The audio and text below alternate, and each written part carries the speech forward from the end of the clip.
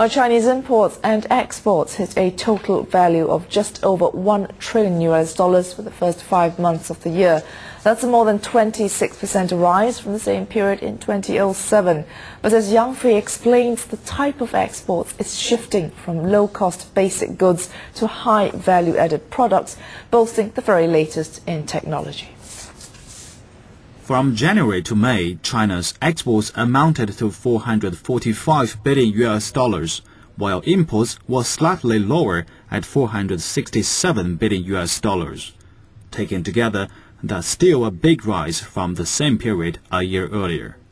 Chinese exports are no longer cheap items, but are instead increasingly likely to boast some of the latest in technology.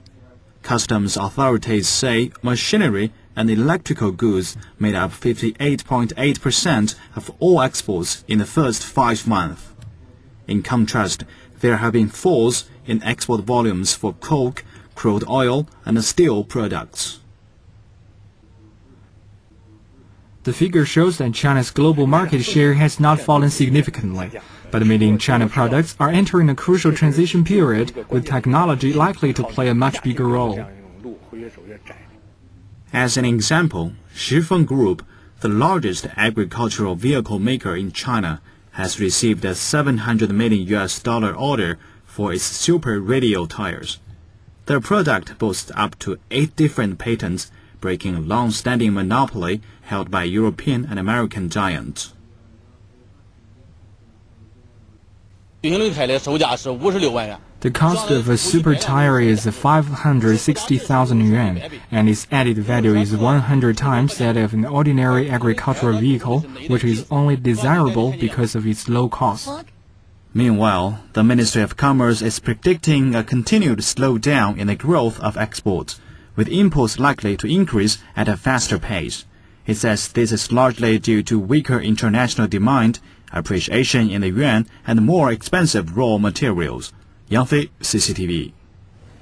And more trade figures. Textile export growth for the first 5 months of the year has gone up from a year ago. But export growth of completed garments, that one has in fact dropped compared to rates for the same period in 2007. Customs authorities say that between January and May, export growth for textiles was up 26.3% from the same period last year. And this is compared to export growth figures for garments, which has fallen a full 9 percentage points from 2007. In fact, for May alone, garment exports rose by a record low rate of 1.08%. Industry insiders think the slowdown in garment exports could reflect a whole string of factors. As we saw in the preceding report, these could be a weaker demand abroad, fast appreciation of China's currency, and higher production costs.